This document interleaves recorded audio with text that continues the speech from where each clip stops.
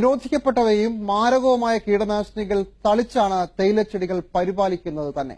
അവിടെ നിന്ന് തുടങ്ങുന്നു ഇതിന്റെ മുഴുവൻ പ്രശ്നങ്ങളും.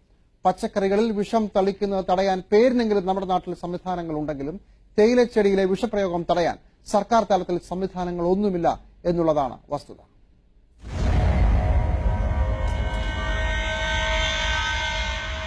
പ്രമുഖ തേയില ബ്രാൻഡുകളടക്കം രാജ്യത്ത് വിപണനം ചെയ്യുന്ന 34 ഇനം തേയിലയിൽ അമിതമായ അളവിൽ കീടനാശിനി അടങ്ങിയിട്ടുണ്ടെന്ന ലോക പരിസ്ഥിതി സംഘടനയായ ഗ്രീൻ പീസിന്റെ പഠന റിപ്പോർട്ടാണിത്.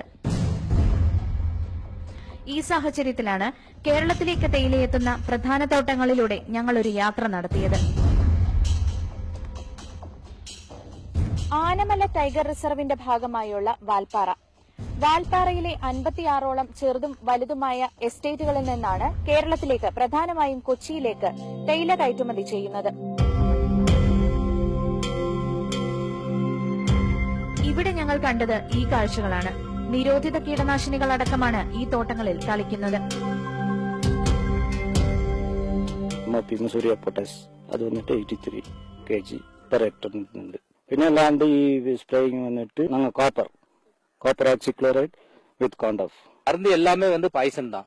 அதனாலதான் இந்த இது மூக்கு போட்டுக்கிறது. அப்போ அந்த சுவாசிக்கும் போது அந்த மருந்து உள்ள போகாது.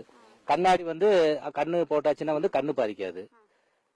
அப்புறம் இப்படி வாய்க்கும் போகாது. அப்புறம் இது அடிச்சாச்சுன்னா சேஃப்டி. 7 ദിവസത്തിലൊരിക്കൽ വിഷം തളിക്കുന്നവയാണ് ഈ കാണുന്ന തേയിലച്ചെടികൾ ഓരോന്നും. അതിനും 5 ദിവസത്തിന് ശേഷം ഇവ നുള്ളിയെടുത്ത് ഫാക്ടറികളിൽ എത്തിക്കുന്നു.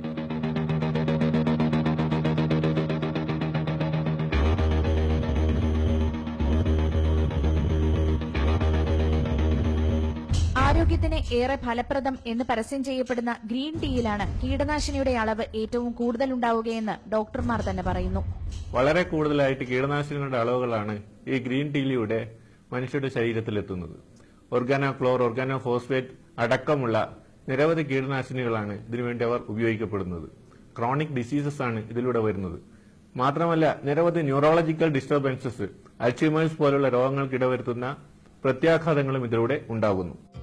പച്ചക്കറികളിൽ വിഷം തളിക്കുന്നത് തടയാൻ പേരിനെങ്കിലും സംവിധാനങ്ങളുണ്ടെങ്കിലും തേയിലച്ചെടിയിലെ വിഷപ്രയോഗം തടയാൻ സർക്കാർ തലത്തിൽ സംവിധാനങ്ങളൊന്നുമില്ല. ഇതിനാണ് മാറ്റം വരേണ്ടത്. പാലക്കാട്ട് നിന്നും അരവിന്ദ് ചന്ദ്രനൊപ്പം കൃഷ്ണപ്രിയ, ഏഷ്യാനെറ്റ് ന്യൂസ്.